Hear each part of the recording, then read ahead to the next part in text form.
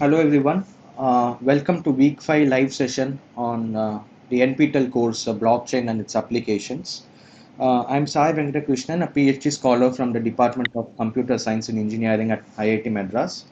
Those who are attending the live sessions for the first time, the agenda would be if you have any queries pertaining to the video lectures or any other stuff pertaining to the course, you can either unmute yourself and ask a query, or you can post the queries in the chat box. You can raise your hands, and I, I will call out your names, and we can discuss about those queries. Right, and usually the live sessions timing would be on Saturday 6 to 8, but unfortunately I had other uh, commitments, so I was not able to take yesterday's live session. So instead of that, I'm taking it today. So apologies for those who had expected the live session on Saturday. From next week, it will be on Saturday 6 to 8. So please, if anyone has any queries, please post it in the chat box, or you can unmute yourself and ask. I see a query posted by Murali Bhaskaran. How the transactions are updated in distributed ledger since a transaction is initiated. Minor note, please explain.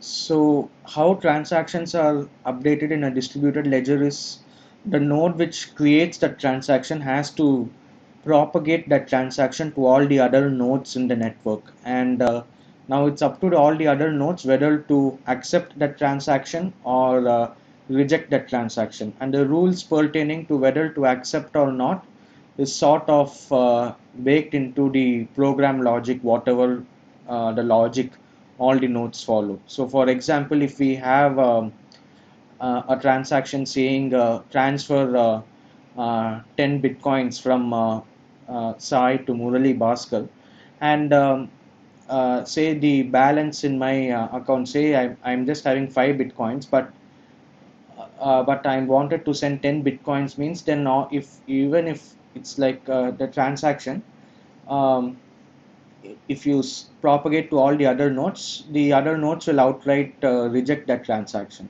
So it will have some rules and all those things basically. So for if you take the Bitcoin example, it will have its own set of rules to assert whether the transaction is valid or not, and whether it follows all these rules to prevent double spending and all these things. So once the rules are checked and everything, then the transaction will either be added to the ledger by all the nodes or not. So this adding to the ledger should occur by all the nodes. It should all reach a consensus. If a consensus is not reached, then that transaction won't be added. So does this answer your question, Murali?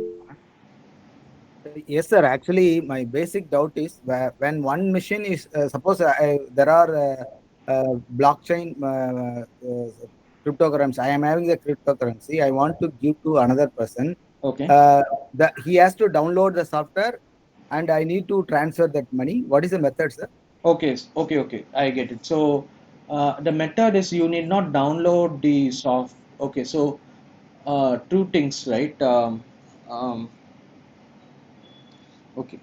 A good question, Murali Bhaskaran. So, in a way, like the question, we can rephrase it like, as a newcomer, how do I transact on bitcoins the easiest way? Yeah. Right. So usually, to transact using these bitcoins, to get involved in these bitcoins and all these things, you need not download the entire Bitcoin software and all these things. It's just that you should. Um, it's just that you should create a public and private key. Basically, you should create a Bitcoin address for yourself.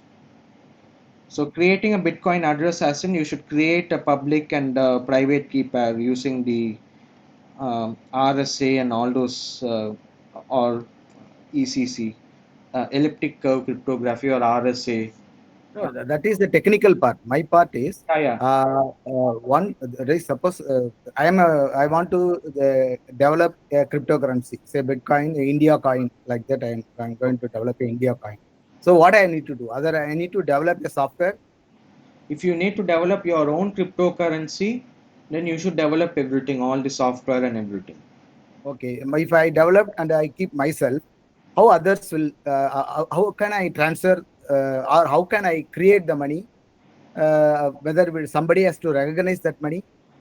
Of course, so see for uh, if others use your money, so your money becomes practical only if others use, if you are able to use that money in all the situations, right? So others should also recognize your money.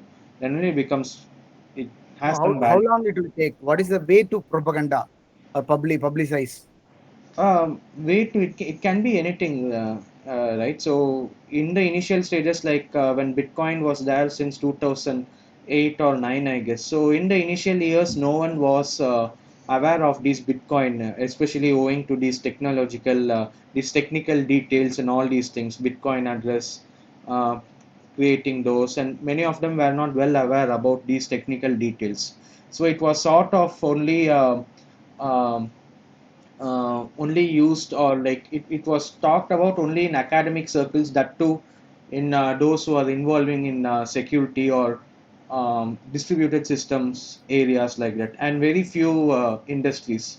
So if you see now, all the um people who are having like lots of Bitcoin, at least like thousand or like hundreds of Bitcoin, all these would be researchers or someone who were working in the Bitcoin field from the early 2010s like that.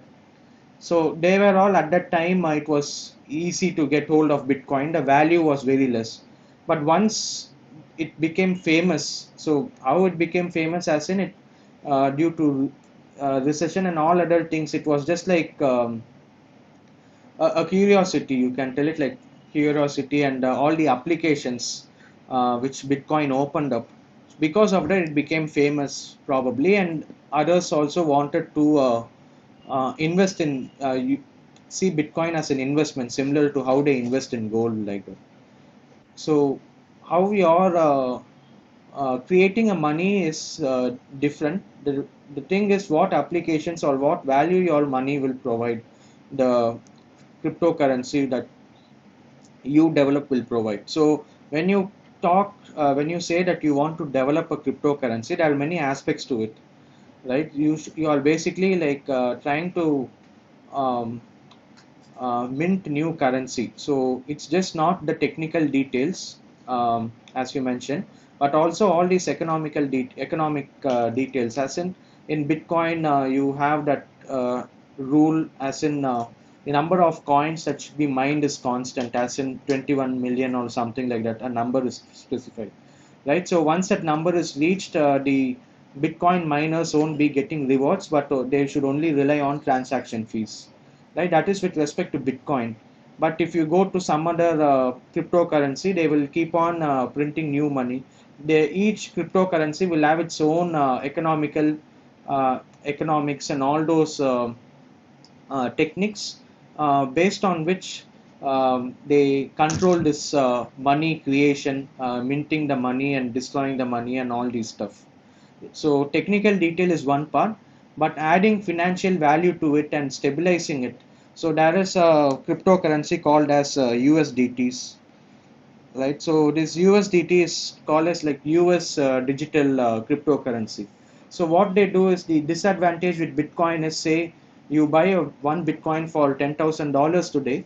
If you are lucky, tomorrow you can sell it for $20,000, or if you are unlucky, you will sell it for $5,000, or even like $5, right? So the Bitcoin price is very volatile, and now what people wanted to do is, they wanted stability in these digital currencies. So one such cryptocurrency is this USDT, where what they do is they try to maintain um, uh, the rule like one USDT is equal to one US dollar, Mm. approximately equal to. But how do they maintain this? How do they maintain this? Because US dollar, like if you compare one US dollar with Indian rupee, day by day it will keep on changing, right? So how do they maintain this thing? One USDT is one US dollar. Is that in their own, say like a company, the company which is which created this USDT cryptocurrency, they will be having stockpiles of gold, and they will be having US dollars in physical cash, and based on the fluctuations, how the value of US dollars keeps on changing, they will also be ensuring that they have, say for example, in circulation they have 60 million USDTs, means simple, without going into details. So you say if they have 60 million USDTs, they will ensure that they have 60 million worth of US dollars also in their bank accounts or something like that, either in gold or any other investments like that. So they peg such that one USDT has an equivalent US dollar in their bank account. So that like when they are able to transact using this USDT, they can replace the US dollar with these digital currencies. So these type of cryptocurrencies, they call it as stable coins. So unlike bitcoins, their prices don't fluctuate. So every, Can I, sorry. sorry, sir. Can I understand? Can I take it in that way? Suppose if I want to establish cryptocurrency in my institution, I need to deposit, suppose, for example, 1 crore rupees, like that. No, so it depends upon. That's also a good question. So, say if there is something called as custom tokens on Ethereum. Okay, so how you can view this is, say like if you are telling you want to develop a cryptocurrency within your institute, where will those the coins, that cryptocurrency, those things, where will it be used in your institute? Is it used only to avail institute services, or is it used to avail even services outside, general services? Yeah, So, initially we'll start with the institution, and so if it is familiarized, it will go up to other public also. right, but the thing is like creating a institute level cryptocurrency is very easy, right? For example, think of if you go to this the gaming arena or something like that, right? Yeah, yeah, You correct, correct. you take some, you pay $10 and you get some worth of that card with some balance, say like 200 points or something. So that card is, you can play games using that card. Swipe that card and you can play games for so many minutes based on the value you have purchased that card. So within that gaming arena, the card acts as your currency, not the $10. So you use the $10 to buy the currency which is valid within that gaming arena. So similarly, you can create a cryptocurrency where you can, within your institute, where you can issue those coins. Say, for example, um, the institute name is IATM, right? So you can create a token called IATM digital currency or IATM token, where say for 10 rupees you get 1000 IATM tokens, and on you can transact using this token. You can avail mess facility, or you can avail you can pay your fees, everything using these tokens. But initially it should, you to buy these tokens you should deposit some money, something like that, right? So Correct. creating an institute level currency is a known, it's an easy task actually. But when you say creating so that others should also use, that sort of you should bake in all these economical aspects and everything, and also others should also, you should market your cryptocurrency, what all advantages your cryptocurrency has. Say for example, there is this cryptocurrency called Tezos. Okay, so unlike how they market their cryptocurrency Tezos is, they mention it is a sort of purely decentralized like that. No, I have a doubt, sir. Yeah. Once I paid and I got Okay. the token can be used in many places in the campus. Right. Now we need to have a centralized software to where he has used the token in the campus. No, no need. So you can. place your software on top of the Ethereum blockchain itself, the custom token. So So there is, wherever the token I am using the token, the balance amount will be written in the token itself. yes, so there is basically something called as ERC20, I guess, specification in Ethereum. So what they basically do is, what how this works is this tokens, right? You create a smart contract on Ethereum, basically a piece of code, right? And the functions within the smart contract is get token, spend token, say spend token like that. And basically, as part of the smart contract, it will maintain a say like account name and then balance, right? It will maintain like an array or something like this, like a database internally, the smart contract. Now, what you will do is you will publish a smart contract on the Ethereum blockchain. Now, if anyone wants to buy your tokens, right? What they should do is they should say you should have a value for your tokens. So within this get token function, you will have a value. Say if the user pays say 1 ether, he gets 10,000 tokens, something like that, right? So say a user pays 1 ether and the user name is Akshay, means you update the database saying Akshay has 10,000 tokens, something like that. And if Akshay wants to spend the tokens, he will basically invoke this No, function I, below I the, I have doubts, sir. The right. updation, whether it is in the token or in the system. Updation, it happens in the token as well as in the system. So the system as in the Ethereum blockchain. So Ethereum blockchain is a centralized one. No, the blockchain is decentralized. That is my, my basic question. Right. So you said somebody is, if I use the token in one suppose for mesh, so mesh will deduct the amount and then the rebalance amount will be updated in my token. And if I use the same token to some token for some other place, say canteen or some other place, again the Hello, sir. balance. I have a query. Yeah, please continue more. Yeah, so in that case, the whether the updation will happen in the token or in the system itself, different system. So you should not see. So you should not split the token from the system. So there's only one system, that's the distributed system, the blockchain. Okay. So when you Okay. mention system, it's the blockchain, I assume, right?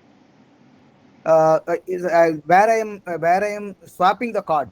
I'm talking about where I'm swapping the card. That is the one machine. So that Sir, is like excuse me, sir.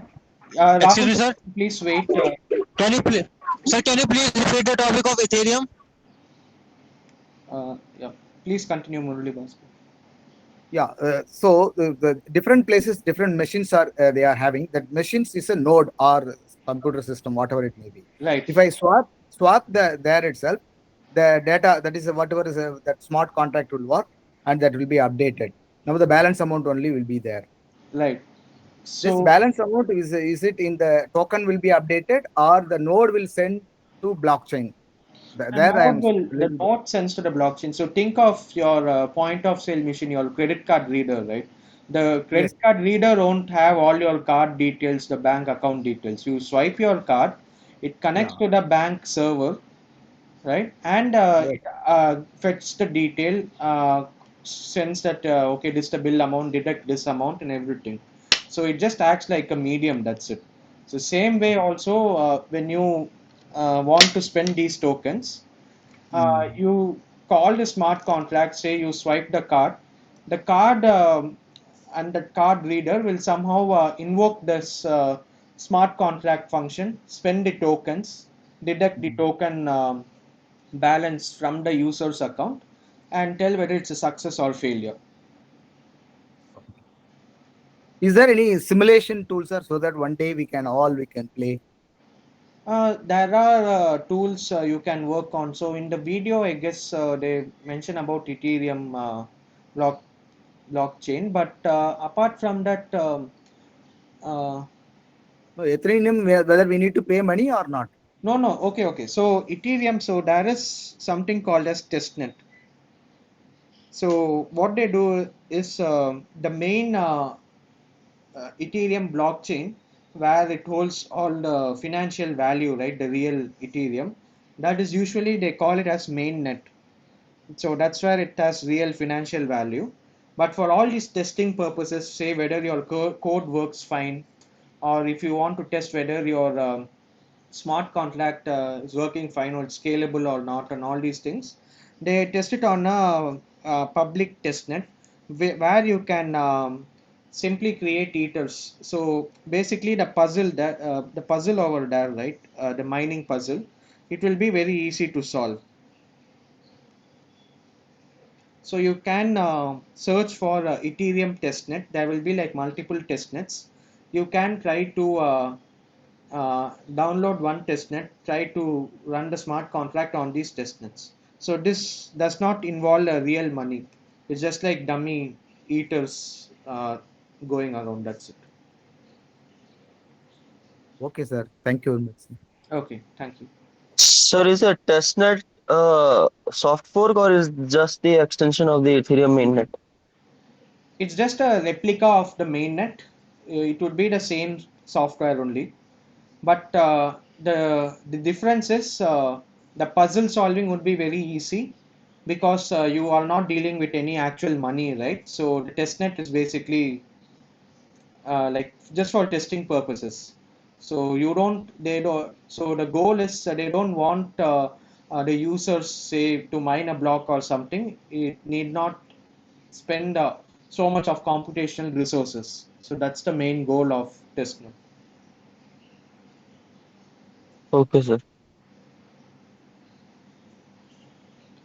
Right. So, Kshitij just asked, what is double spending? Explain one. So, double spending is so when you say double spending, right? The way bitcoins and it works is similar to your physical currency. So, say you have a 10 rupee note in your hand, you want to spend it, right? You can spend it only once. After you spend that 10 rupee note, you cannot spend that same 10 rupee note again because it has left your physical possession. It's gone to the say you are buying something and you pass this 10 rupee note to the shopkeeper, it goes to the shopkeeper's possession. So, it's not in your possession anymore. But in Bitcoin, where you represent this physical currency note in a digital manner, say like some bits or something, right? So it's easy for users to just make copies of this digital Bitcoin and send it to multiple persons. So it's as if like you take a photocopy of your 10 rupee note and spend it everywhere, right? So to prevent all these things, the Bitcoin software should ensure double spending does not occur. As in, if a Bitcoin is spent in one transaction, it should not be used in another transaction. So that's what double spending is all about. So actually, when I spend money, the Okay. transaction will happen. Once the transaction is not happen before transaction updates, then if I spend the same money to another person, that is called double spending. Can I take it in that way? Uh, I didn't. So what you're telling is, say you're sending 10 bitcoins to one person, and Yeah, before the the transaction transaction should be happens, accepted. you send the same 10 bitcoins to some other person. Yes. No, so double spending is you send say um, that is transaction one and transaction two, right? Say A sends to B and A sends to C also the same 10 bitcoins, right? If transaction one is not in the blockchain, in the Bitcoin blockchain, then if transaction two pops up, then this will be accepted. Double spending Oh, is where both the rule with double spending is both should not be there in the blockchain. Either one can be present. okay. Either transaction 1 or transaction 2, it's up to you. But both should Okay. not be there. So who is the loser? The loser will be either B or C, but not A for sure. Okay, okay. But double spending will not occur in blockchain. Not it won't occur as in it should ensure it does not occur. That's the key. Okay. The code should be to The written code, in the that way. logic. So when you tell a transaction whether it's accepted or not, right? All these things Mm. should be checked whether it has been double spent or not, like that.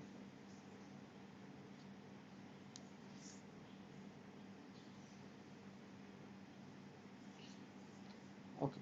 So um, Avira has asked a question: physical reserves of currency, and I guess you are asking with respect to USDTs. Yes, they would maintain physical reserves. There are other types of stable coins called algorithmic stable coins or something, where they don't maintain these physical reserves, I guess. But they somehow have to peg each of these stable coins to a US dollar, something like that. That's the main aim of these stable coins. The prices of these coins, these cryptocurrencies, don't fluctuate like bitcoins. They should remain stable at all times, ensuring the investors, those who invest money in these cryptocurrencies, earning their trust and all these. Sir, is a token and a coin the same or different, sir? A token and a coin. So, okay, so good question. So, token, coin, both are same. So usually we use the term tokens only. So there are like two different tokens usually.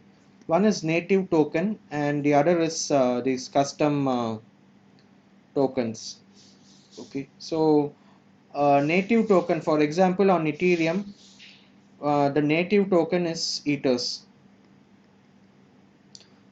On Bitcoin blockchain platform, the native token is called Bitcoin. So the native token is where is how you interact with your blockchain. So any rewards that the miner gets or anything they want to spend or something like that, say they want to execute a smart contract on Ethereum, they have to pay some transaction fee or gas fees, right? All these things happen in the native token, right? Custom token is where I explained to Murli Bhaskaran about this custom token where you want to create within your institute or something, right?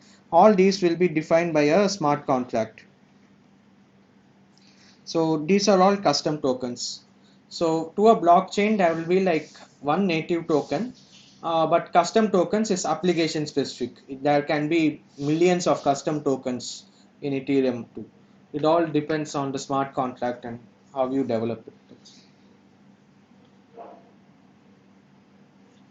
So does this answer your question, Aditya?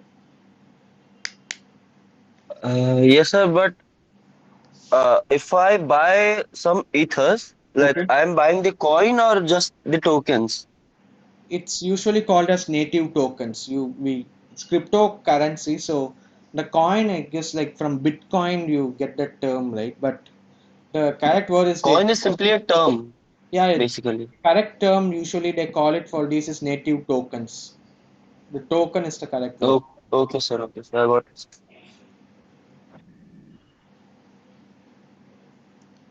Okay. Supri Travers asked, can you explain how actually Ethereum Explorer works? I guess you're referring to um, the similar to the Bitcoin Explorer, right? Where you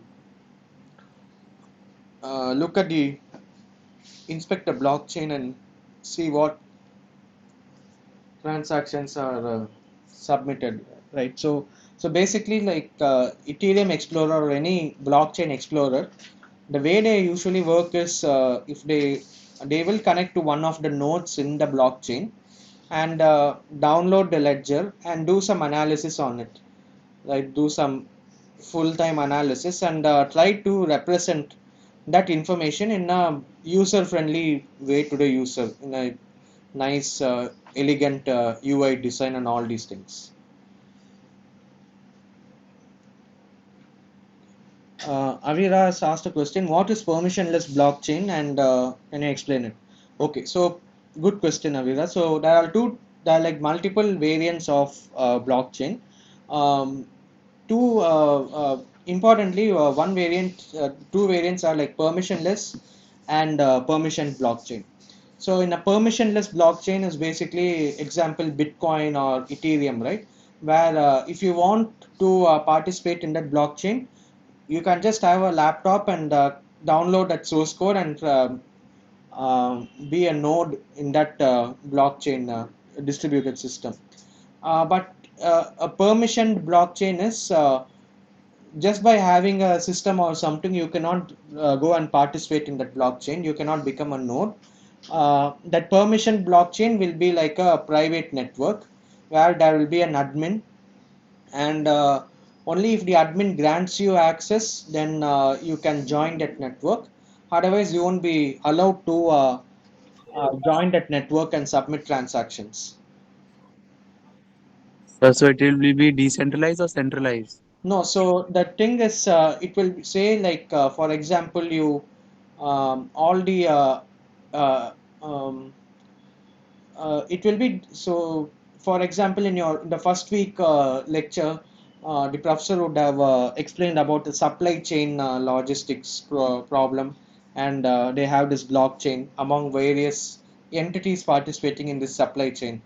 The distributors, the manufacturers, the logistics delivery guys, and all these entities, right? Now, the network that what they would be using is a permissioned network where only the companies or the the entities which are participating, which need to know about the supply chain, all these things will be allowed to join the network. And as far as whether it's centralized or decentralized, it is the whether a node can join the network or not will be centralized. That is, it will be decided by all these. It will be like restricted, right? There can be like multiple admins, but the interesting aspect is uh, within those entities it will be decentralized. As in, it's sort of like a private decentralized network. Do you get the difference? Like a Bitcoin, a permissionless is like a public decentralized network where anyone can come and join. But a permission network sort of is a private decentralized network where among the private nodes is decentralized.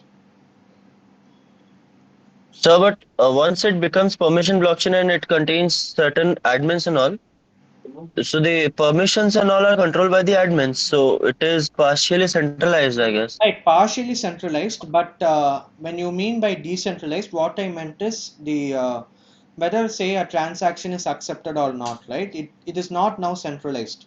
All the nodes say participating in the network, as in say there are like 100 companies in the supply chain industry, means all these 100 companies would be part of uh, the network.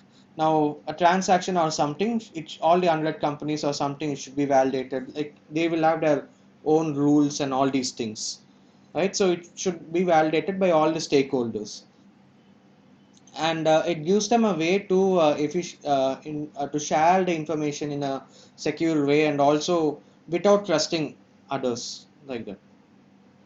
So it's partially centralized. So that's why the all these permissioned blockchain examples, for example, IBM Hyperledger, Fabric, and all these things, they are not like pure blockchain solutions. They are sort of developed in the hype pertaining to blockchain, but they are partially centralized only. But they involve some aspects of decentralization too. So in a permission blockchain, is mining possible? Like No if mining. a miner gets, No, yes, sir. so good question. So, why do we have to mine actually? So, why does mining come into picture in Bitcoin? Because in Bitcoin, in a permissionless network, any node can come and join, and we are not sure whether that node is malicious or not. And uh, and also that node won't be permanently connected to the network. You won't know what which node is that also, as in from which IP address or country, or it will be difficult. Say if they have a VPN or something, right? To track all those things, it will be difficult. And so the basic ethics in Bitcoin, the idea is anyone can join. Your identity is it's your privacy. So in that case, there should be some uh, constraint such that there should be some incentive so that no one should misuse this openness and keep on spamming the Bitcoin network with uh, invalid transactions. Because like all the nodes are participating in this network, they will be um, um seeing whether these transactions are valid or not and reaching a consensus and storing it in the updating their ledger copies, right? But since this is permissionless, it should not be a case where some node uh, in the midnight or something, they just connect to the Bitcoin network for 1 hour, they just send spam um, transactions just like that. They overwhelm the network and bring down the system like that, something like that. So that should not be the case.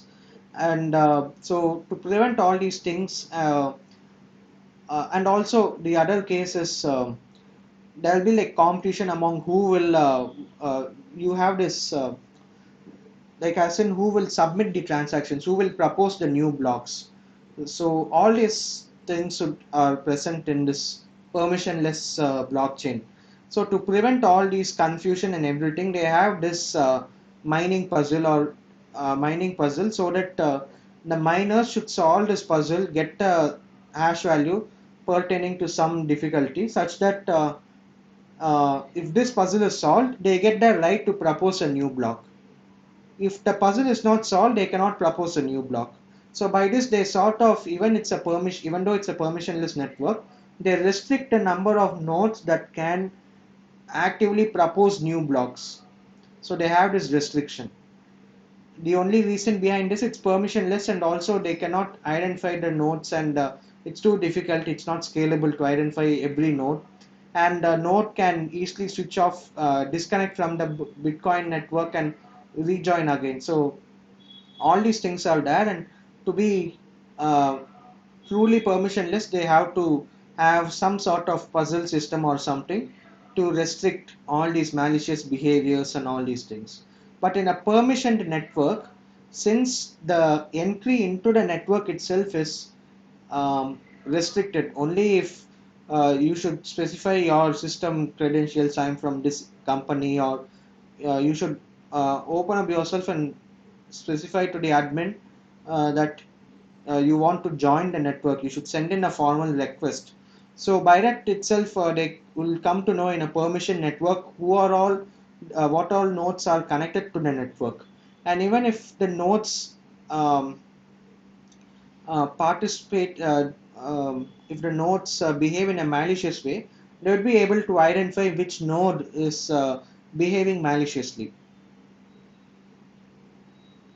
or Okay, what sir. set of nodes and all those things. So that's the reason you have the miner concept in permissionless network. But in permission network, it's usually not the mining concept. In permission network, the usual rule how consensus works is based on majority like that. So if two-thirds of them tell yes, it's accepted, otherwise it's rejected. But in blockchain and the permissionless network, it's sort of difficult to outright get this majority and all these things. So mining and different variants of mining are usually used in this permissionless network. It will ask Sir, if in verification or not? Yeah, sorry, Sumit. Will it ask verification For which one? about this permission model if it is partially decentralized? So the concept, as in accepting transactions and rejecting all these things, The rules would be shared among all the nodes. The logic will be common. They would have accepted what, based on what rules they should accept the transaction or reject the transaction. And if a transaction is accepted, they can uh, verify whether it's correct or not. All the other nodes can verify it's correct or not. So it is partially centralized, but all this verification can happen independently also. So if there's no mining and miners in the permission blockchain, then how are blocks added to the blockchain and how those are verified and updated? In permissioned blockchain, is it? Yes, sir. So there is no concept of miners. It's like anyone can propose new transactions or new blocks in that permissioned blockchain. And how they are added is it will say you send a transaction, you send it to all the other nodes in that permissioned network. And if all the nodes accept, okay, this transaction is looking good, let's add it to the ledger, it will all reply yes. So it will be like a broadcast usually. So if 10 nodes are there means that it will send that message, say node 1 will send that transaction to all the other 9 nodes, and all the other 9 nodes will reply back saying whether it's an yes or no lender. So it's usually simple. And also when you look at the number of transactions that is committed per second in permission network, it will be very high, because you know what all nodes are participating, and it's easy to reach consensus because you know the number of nodes that are participating, and you can achieve consensus with a simple majority. You need not have this hash puzzle solving and all these things.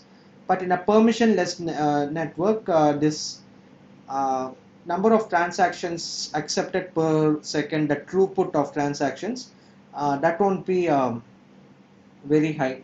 It will be low usually. Where does these transactions and all get stored? Like in the same ledger or different one?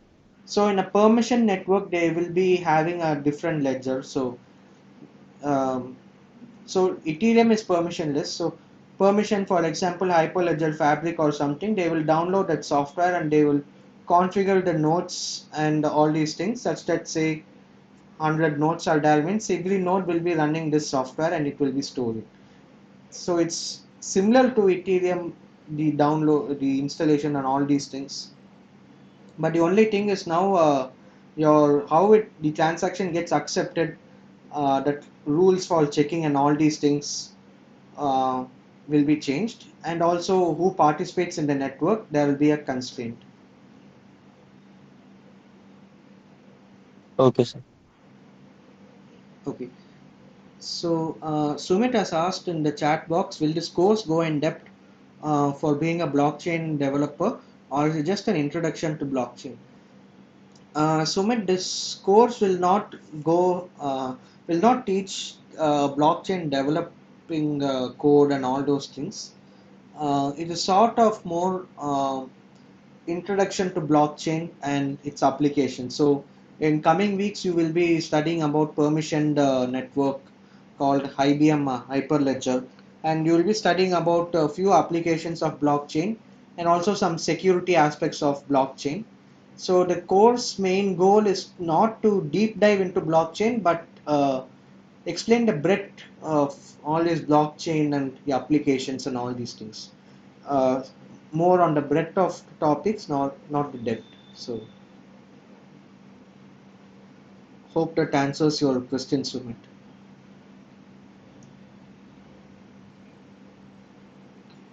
And yeah, thanks, Sumit. So Suprit Rao has asked, does Explorer nodes participate in mining? If the node is not participating, it's marked as inactive and removed. Okay, so Suprit Rao, good question. What are the types of nodes present in a blockchain network? So let me just.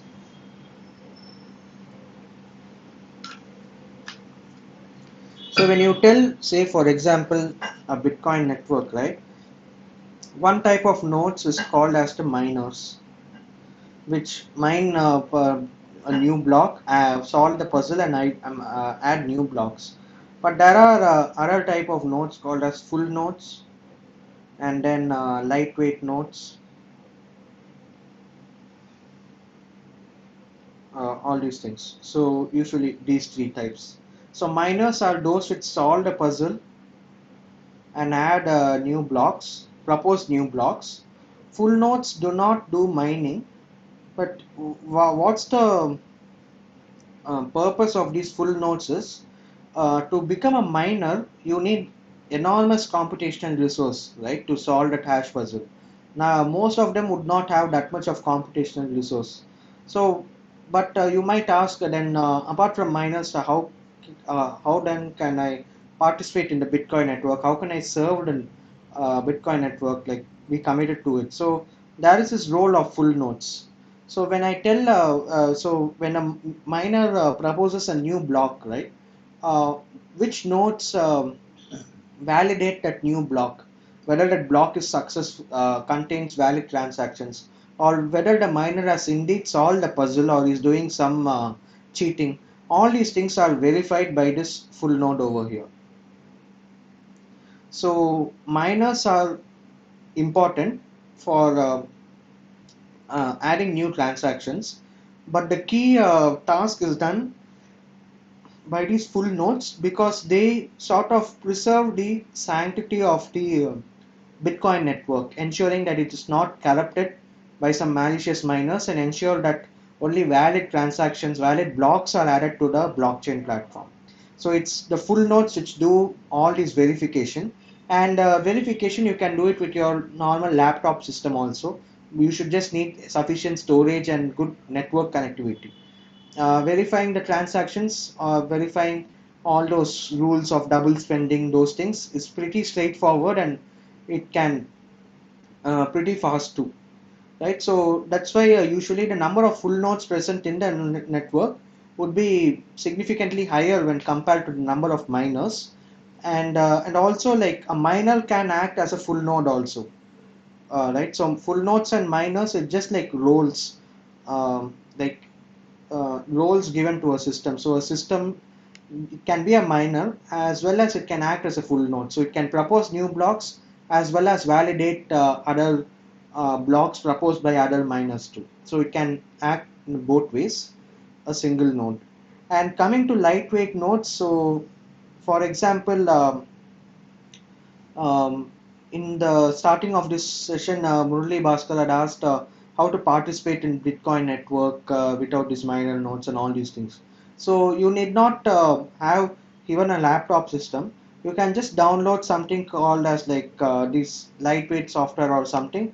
Say you just want to buy some Bitcoin, you want to add some Bitcoin, transact using Bitcoins.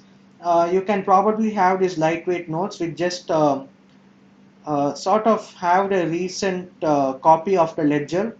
That's it. The recent, say, 100 blocks or so, something like that. So these are all like lightweight nodes. They don't do full-fledged verification. These nodes will be sort of present in the network as um, just these lightweight nodes would be connected to the full nodes, and the lightweight nodes would sort of say like if I'm a new user, I would want some information on the latest the Bitcoin ledger or something, means I can ask this lightweight node for the latest for the last 100 transactions or so, something like that. So it sort of acts like a cache, like recently accessed information and all those things. So that's usually your lightweight node. And you have like wallet software or something, so you need not have all these nodes. You can just download a wallet software in your mobile application, and you can participate in the blockchain platform using that wallet software, and this wallet software in turn will connect to these lightweight or full nodes present on the network.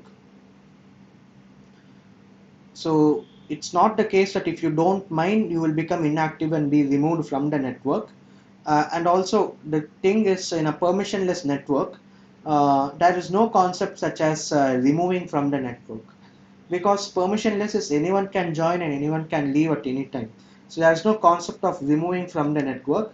There might be some blacklist of IP addresses, say for example, um, uh, Iran or something, or say like Syria-based IP addresses belong to ISIS or something. Like so, those addresses, those nodes having those IP addresses can be blacklisted. So some techniques would be there. Some blacklist IP addresses might be there. So say some nodes keep on sending malicious transactions, keep on adding malicious blocks to the blockchain. Then that node's IP address can be added to a blacklist so that in future when some other nodes get a block from this blacklisted node, they will be alerted or they can be extra cautious level. So this is usually the case with like a type of nodes in a blockchain platform.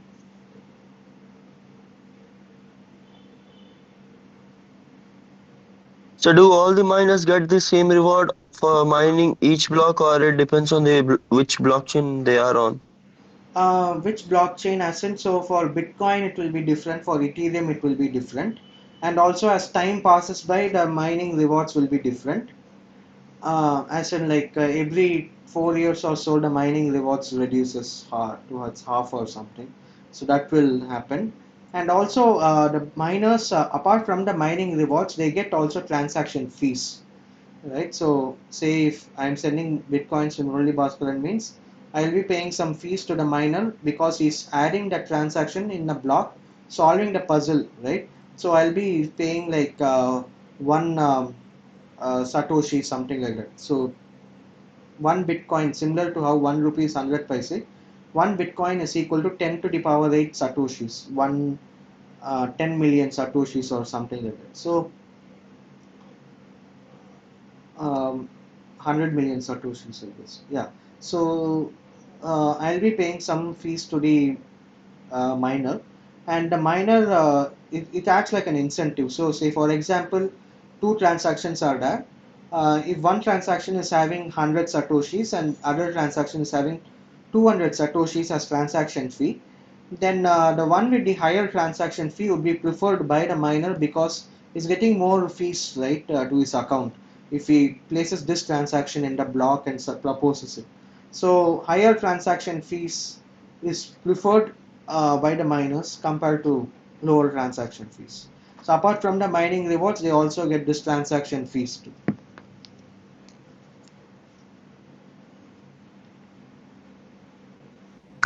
So mining fees as compared to today's world, I mean like the in general prices when converted to Indian price or USD, it is pretty high, right? If someone mines and gets the reward, then it is quite high price. Okay, so what's your question? So when he gets the transaction fees and the mining reward gets added up, or it's like different. That's added up. So the total thing is like the rewards is separate. The rewards is what your Bitcoin network mints or produces new Bitcoins and gives it to the miner. The transaction fees is something that one person pays out of their pocket. Okay, sir. Okay. Sir, I had a question Yeah. uh, on the block Bitcoin thing. Since some outlets accept Bitcoins, and in some countries it's valid also. So the interface which you were speaking about, does it already exist, like hardware interface to connect, or how is it done, or that's a wallet software which connects to the blockchain? Just trying to understand how does that transaction happen in that case. So similar to your like your GPay app or something, right? So your wallet software is like an application. It will connect with the with a node, which in turn would connect with some blockchain node pertaining to that company. So say like for example, um, some company like BlockPay or something like that, some company. Okay, so they will produce a wallet software, basically an application. And what this application will do is it will have like a nice UI and all these things, and it will maintain all your Bitcoin addresses, whatever you're developing. So you can password protect that application, all those things. That wallet software will basically say you can just click on that wallet software, saying you want to send 10 bitcoins or something like that. You have to first deposit those many dollars to the account pertaining to that wallet software company. And once that is done, you will be having 10 bitcoins in your accounts or something. So the wallet software automatically will create you the Bitcoin address, and it will send out a transaction to the network stating 10 Bitcoins to be transferred from the company to you. Now you will have a balance of 10 Bitcoins. And within that, you can see your balance and you can spend these 10 Bitcoins. So everything is like an application, it will be over there. So once you use the wallet software, it's sort of like it boils down to your normal financial apps like GPay. Like Yeah, so it's similar to what you were explaining on the custom tokens in yeah, case of Ethereum. yeah. So similar thing will hold there also, right? Because you was talking of some hardware interface, so that's why my question came. So the same thing, a software could do the job there also. Yes, so the interface should be the same how the user interacts with it. The only difference would be how the backend works. So in the centralized one, it's the bank server, whereas here it's a blockchain platform. And usually, people who are who want maximum security, they won't be relying on wallet software because that's like an added attack vector. So, for example, now you are trusting the wallet software to maintain all your Bitcoin addresses, right? And say by mistake the wallet software uses those, or maliciously they just use your Bitcoin address. It's like since the wallet software creates the address for you, it's in charge of your private key and everything, right? So they can misuse those to siphon off bitcoins from your account like that. So generally, wallet software is used by the newbies, whereas the proper ones they usually would be going to a lightweight node or full node variety.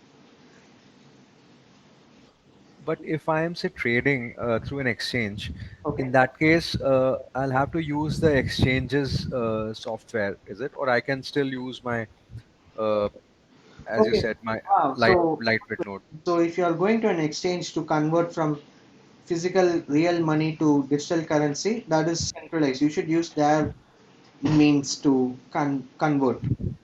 Even yeah, even for trading. So example, uh, for example, there's a Bitcoin exchange. I'm trading through them.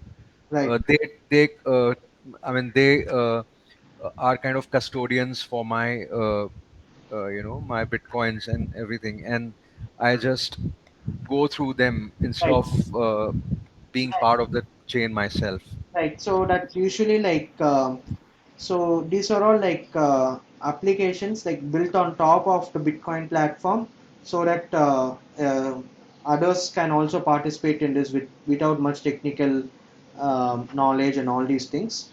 But to be honest, these sort of are against the policies of Bitcoin, which mentions like decentralization and privacy and all these stuff, because like now you are trusting that trader to handle your Bitcoin keys in a secure way and all these things. Now there is a sort of centralization over that. Yeah. Okay. So there are different pros and cons about these methods and all these things.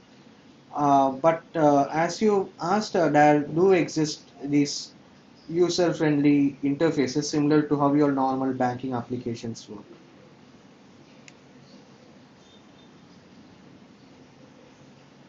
Okay.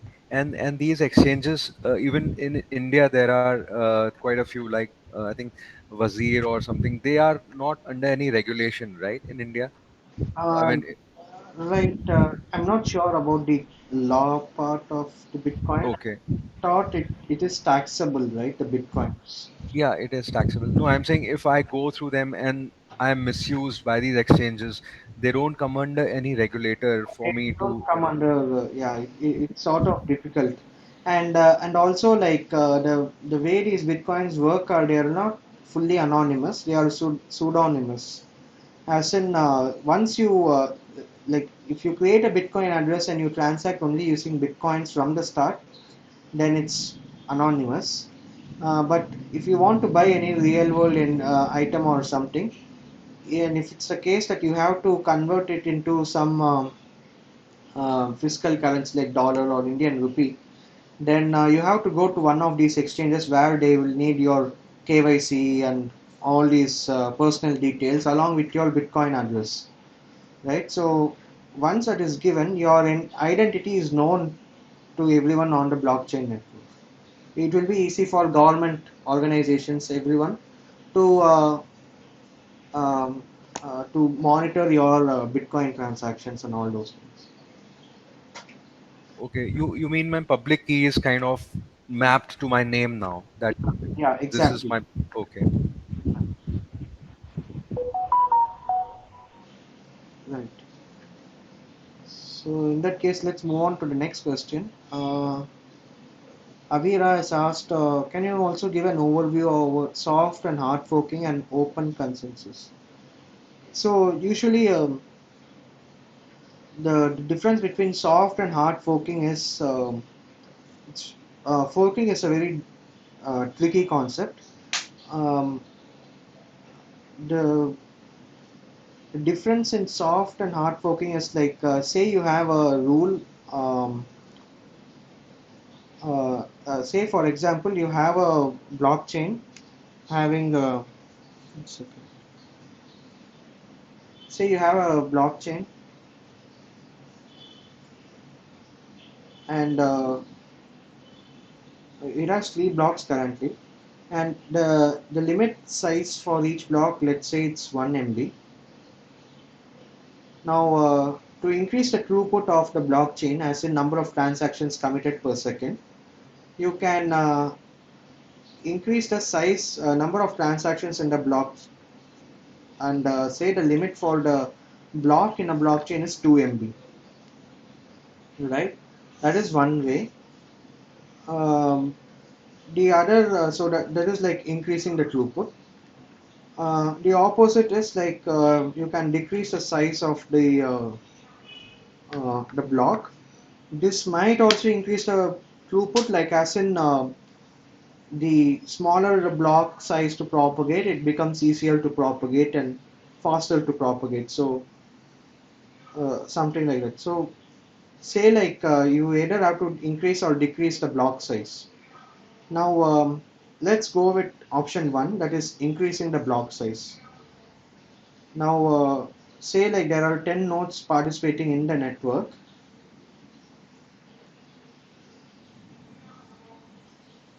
and out of which, six nodes are aware of the block size change.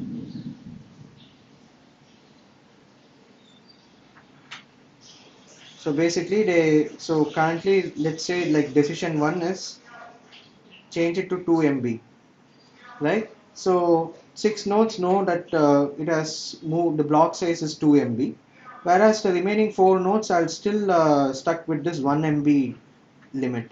Now what will happen is, the six nodes will be produced, say all the nodes are miners as well as verifying full nodes. So the six nodes will be producing new blocks pertaining to the 2 MB limit. So all these blocks would be 2 MB limit. And and sometime, and the old blocks would be producing blocks pertaining to the 1 MB limit, which is B old. Now what happens is, the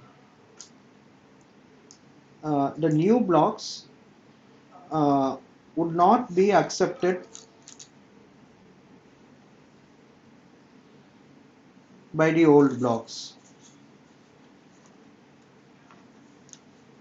by the old nodes. As in, if I want to um, uh, uh, if one of these, so for example n1 to n6 are these new nodes which are having 2 MB limit, and n7 to n10 are the old nodes having the 1 MB limit, right?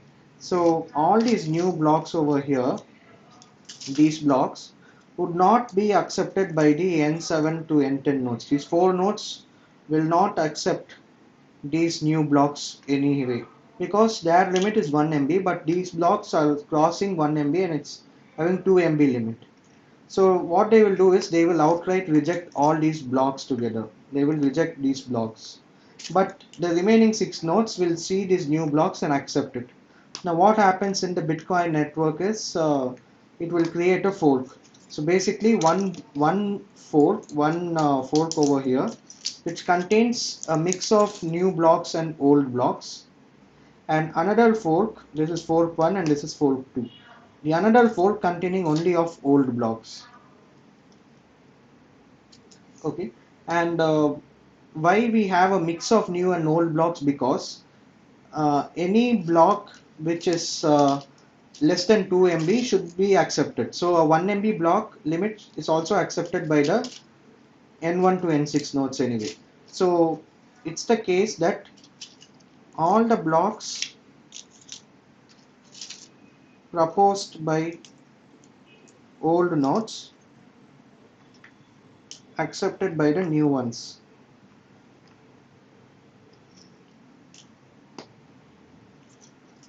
But the opposite is not true,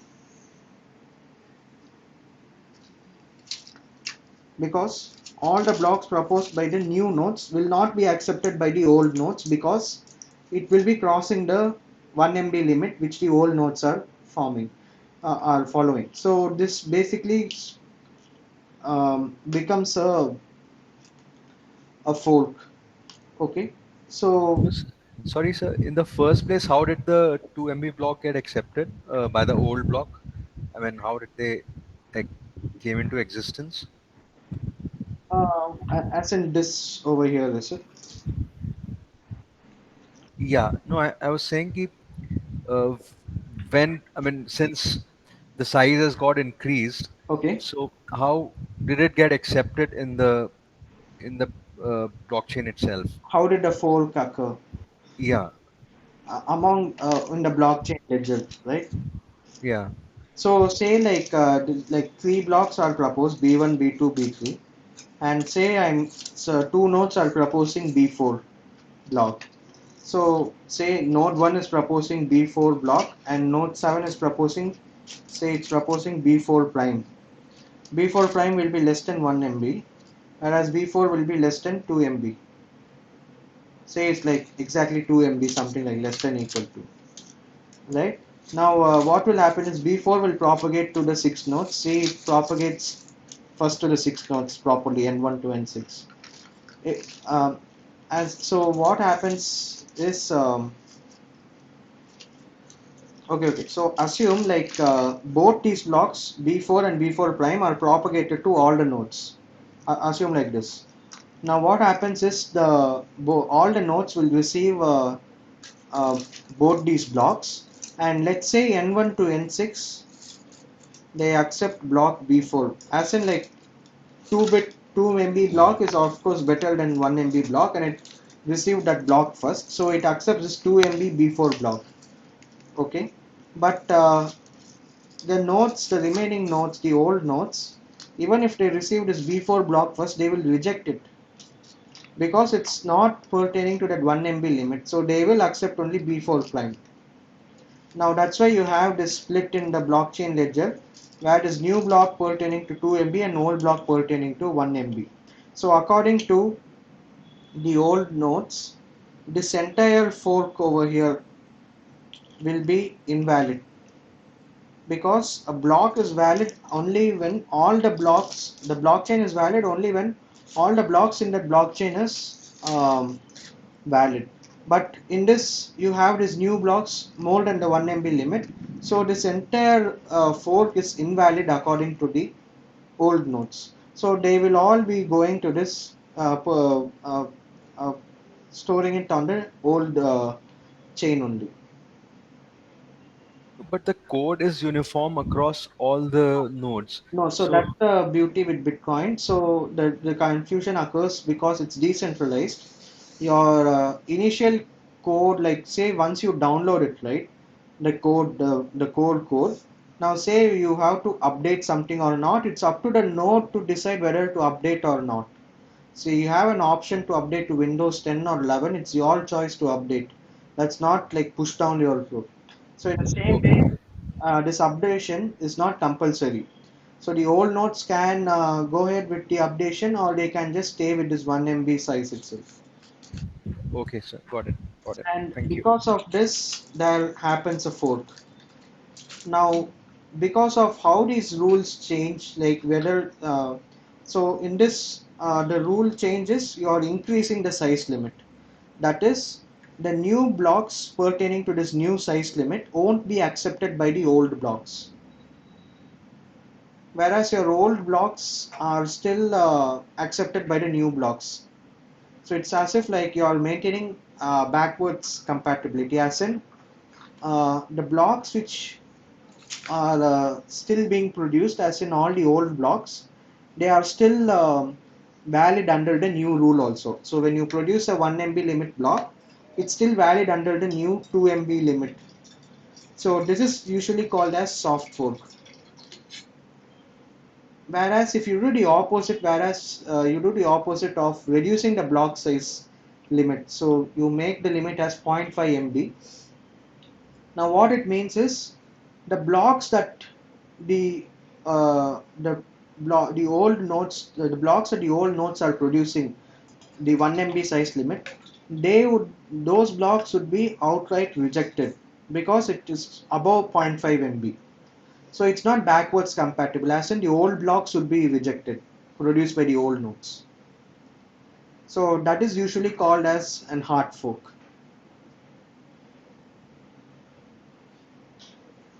So there are more intricacies to this soft fork and hard fork. Apart from this, like there's like a nice table depicting all these differences. Probably next live session or something, I can share you that table and show the actual differences. How like new cryptocurrencies get formed usually, even in Bitcoin itself, based on these folks.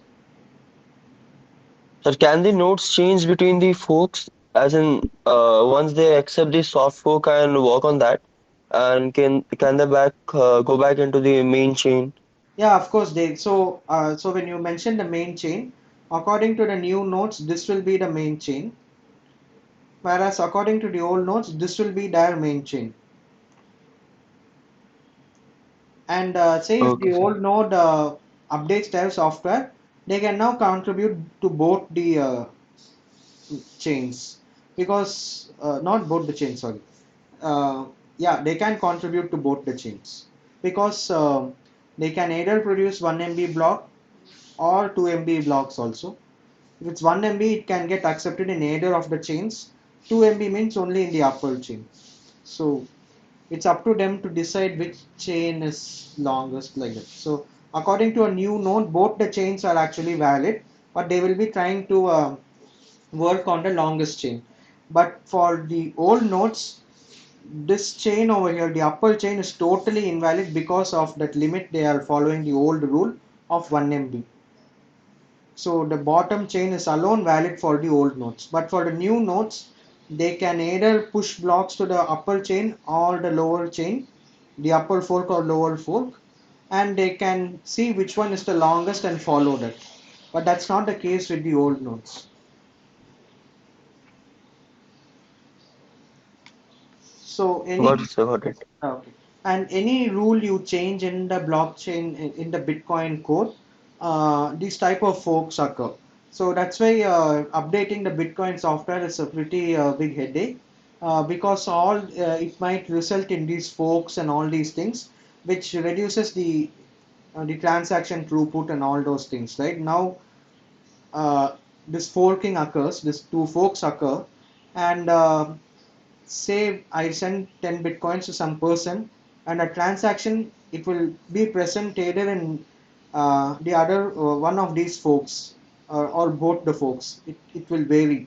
Now, if it's present only in one of the forks, then any time that if that fork becomes invalid or something like that, if none of the nodes mine on that fork actively, then that fork is sort of pruned from the blockchain, and your transaction is lost, as in it gets deleted, and you should again uh, add your transaction to the blockchain, right? So you don't get the confirmation still.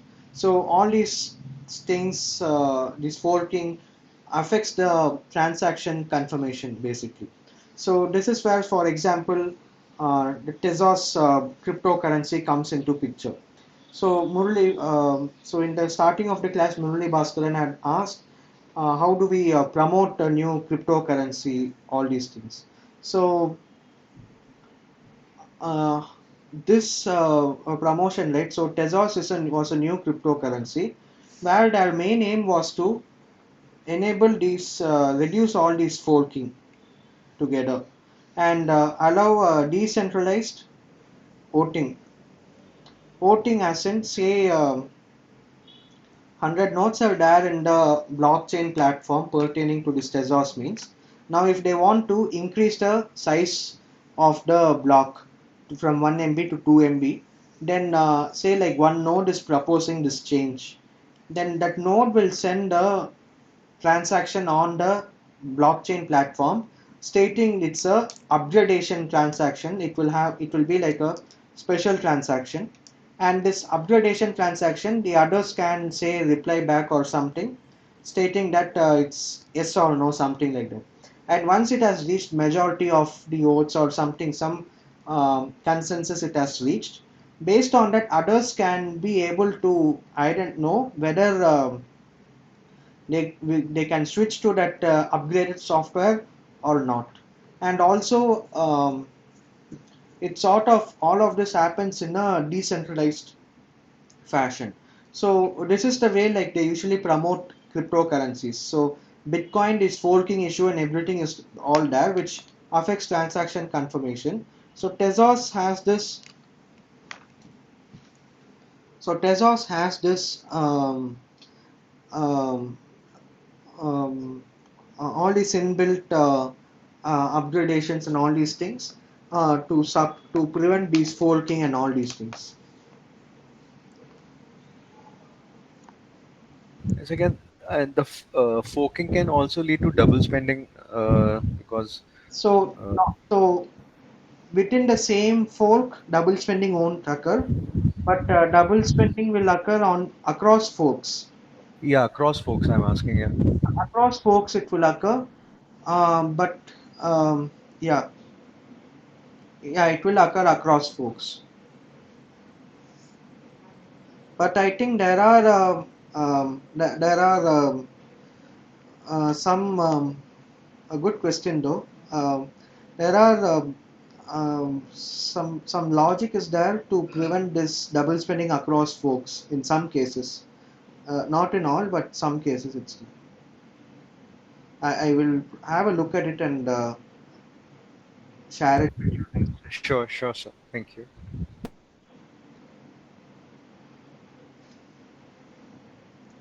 Okay, so Shiti just asked if we have to deep dive, what to do next. So there are multiple courses regarding this blockchain on the net, as in on YouTube there are videos and books are there, and reference materials are there, so you can refer to any of those actually.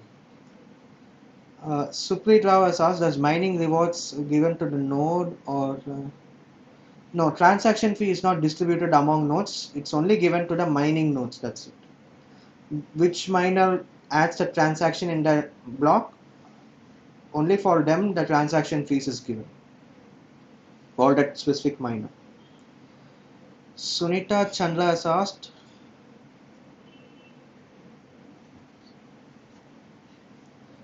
sir, I'm confused about regulations with respect to use of cryptocurrencies in India and non-participation of standard agencies. Please, okay. So I'm not like a legal expert, unfortunately. So I'm not, will not be able to comment on this issue. Usually the general trend in across the world, all the nations, for example US and all these things, there is some backlash against these cryptocurrencies because of the way it is volatile and all those stuff, and also it's sort of difficult to monitor these cryptocurrencies. So for example, if you take um, this dark net where they try to trade illegal arms, drugs, and whatnot, right? So all these networks sort of use cryptocurrencies to hide their identity and engage in these illegal transactions. So these cryptocurrencies, knowingly or unknowingly, is being used over there also. The applications are there, right? It's like a double-edged sword, this privacy. It can be used by both the bad guys as well as the good guys. So for example, say you have a dictatorial regime or something, and you want to where they are burdening with you, burdening with high tax or something, right? So to escape from that, you can convert your physical cash everything into Bitcoin and safeguard your deposits. That's like a good application. But the opposite is, say you want to hide all your black money or something in Bitcoins and make it legal and hide your identity and your associativity with that black money, right? So this is like a bad application usually. So it's sort of very messy. Some countries are very open to these cryptocurrencies. For example, Switzerland and I guess some South American country. I'm not sure.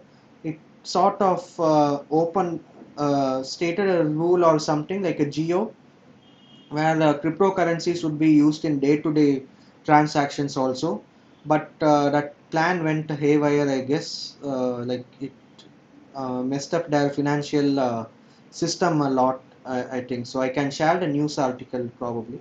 And but governments across the world unanimously they are open to study about these CBDCs, which are like central bank digital currencies, where they just mimic your cryptocurrencies, but the difference is now the minting control, the monetary policy, those economical value, financial value to these cryptocurrencies would now be guaranteed by the central monetary institute. So in India, it would be the RBI, which would be managing this digital Indian rupee, right? And the advantage with this is now you don't need to have a physical currency note, but you can just create digital um, coins currency, and you can have a better analysis, and you can also they will have some safeguards to prevent all this duplication, all this stuff. Um, with respect to these digital currencies. So the government has more control over these digital currencies, and also it's easy to monitor whether they use these currencies for any illegal means or something like that. So CBDCs will definitely make as it's an interesting field, and if you want to get involved into blockchain and all these stuff. Apart from these actual cryptocurrencies, the key applications in blockchain is in this supply chain and all these other things which are helpful, uh, which can be solved easily using these blockchains. So is CBDC using blockchain technology here Yes, or some other? a sort of like a blockchain technology, but I guess like a permission network, something like that. Or it will be like a hybrid network where people can monitor the blockchain, they can verify whether the coins are updated or not, like that, but they cannot add new coins to the network. They cannot mint new coins. So there'll be like privileged version and unprivileged version, something like that. But it's like a peer to peer only. Yeah, yeah, so that sort of messes up your understanding of blockchain, right? So now, if it's CBDC, then again it's within your nation's boundary, and who is maintaining the blockchain, whether it's centralized or not, and whether it's decentralized. It's not very sure. It depends on how the actual implementation goes about, but the idea is everything should be added to a ledger based on his blockchain, and it should be maintained by the RBI or something like that. All the participating nodes, say like the companies which are participating, right? Like Reliance, Reliance, some companies, right? So they should be also participating in that network. But I thought the banks should be participating, for example, because I'm using the currency. So So my yeah, bank, for example, HDFC Bank would be the participant. So I'm not sure of how this network would be configured and all these things in CBDCs. Usually, I can have a look up and see about that. The general idea is the main controller will be the central institute, the RBI. The banks will be like secondary participants, something like that. okay,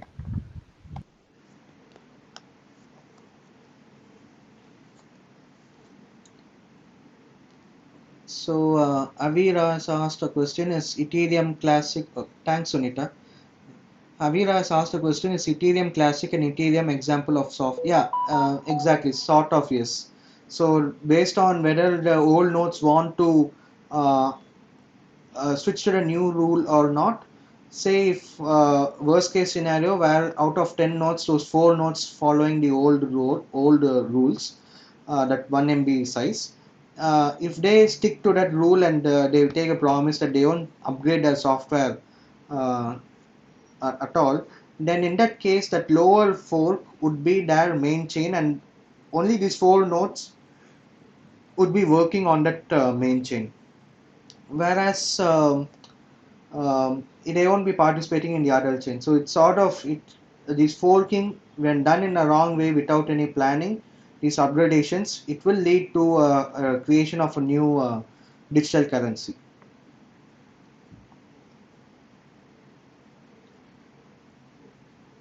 Supreet Rao has asked a question: does every blockchain use the same language? No. So every blockchain they will have their own smart contract language. So Bitcoin uses its own script, something Bitcoin script or something. Ethereum uses its own bytecode language, and like that every blockchain they will have their own language to support their features and all these stuff. For example, this Tezos has this self upgradation, so they will be using their own language. So when you for the smart contracts, usually how the development goes about is there will be like compilers or something where you can write your smart contract and say, here's JavaScript um, or Java or some like known language that it's wide known uh, to most of them, and that will be converted into compiled down to this bytecode or something which the smart contract usually supports. So how you usually compile your code to run on a system, right? So same way your smart contract will have its own language, but it will be difficult for you to write in that language. So for scalability and user friendliness, they usually have these type of compilers or interpreters to convert. They support multiple languages, which in turn use this compiler to convert into the language supported by the smart contract. So smart contracts, the term was made famous only in the Ethereum blockchain. So till then, Bitcoins actually were just being dealt with. So the script, Bitcoin script, only dealt with Bitcoins, checking Bitcoins, and for mainly Bitcoin transactions. Not much than that. They had few other applications, but mostly pertaining to the Bitcoin or just mainly Bitcoins only. But with Ethereum blockchain, this concept of the program itself, like a custom program itself, can be stored via in a smart contract on the blockchain. Came to the forefront, and this was like basically blockchain 2.2. So bitcoins, they don't support like smart contract. Should I learn Rust? Avira has asked the question. Should I learn Rust because they are moving from Solidity for the smart contracts? So there are multiple languages for these. You can so the usual thing, as I said, right? Multiple languages are supported by, say, Ethereum. You can learn any one language, and each one will have its own ecosystem and the maturity. So one will be like a stable ecosystem. One will be like sort of still in development. So it's up to you to decide which language you are comfortable with, whether the libraries and all those ecosystem, the the community support for that language is there, and you can write smart contracts in that language of your choice, and you can compile it down to the one that is the smart contract code the blockchain understands, right? Solidity or something, you can convert it. I'm not sure of this Rust, whether they are moving from Solidity to Rust. I have not read the news for quite some time, but yeah, Rust is a pretty good language. It's memory safe and it has some nice security features. But the learning curve would be slightly difficult if you want to learn the advanced concepts. But it's definitely worthwhile to study Rust if you are interested. Not just for smart contracts, but even as a general purpose language, as alternative to C and C++. Rust is definitely a language that I suggest everyone should learn.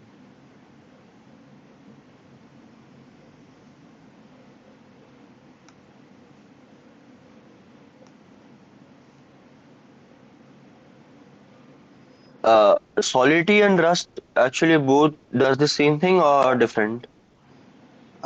So finally, the smart contract code will do only few things, whatever the interpreter or the Ethereum blockchain allows, right? Only those things it can do. So the the only thing what it differs is your how you are comfortable with the code and the ecosystem and all these things.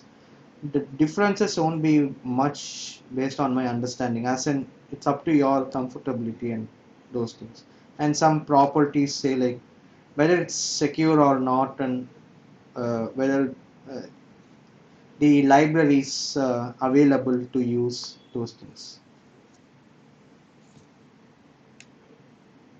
So should we learn these coding languages side by side, or after completing this course we should start?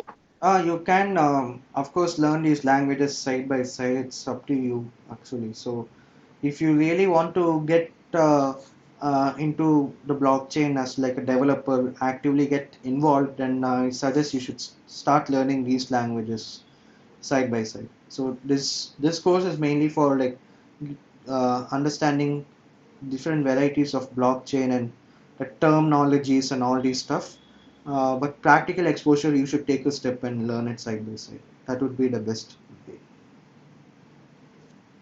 Okay, sir. Thank you. Okay.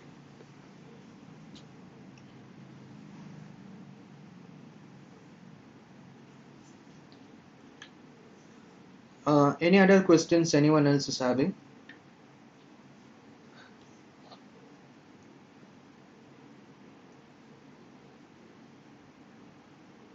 Um, Avira, the final exam, I'm not sure of the MCQ or theory. Mostly it will be a mix of both, like MCQ or fill in the blanks. Nearing the end of nearing the exam date, there'll be, I guess, an announcement or something with respect to how the exam details and everything.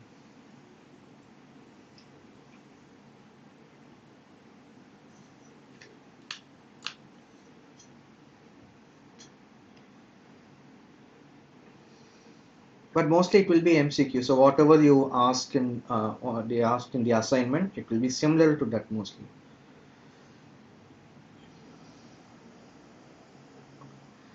So if no other questions are there, then we can end the session. Thanks, Avi. Thanks. Avi. So if no other questions are there, then we can end this session.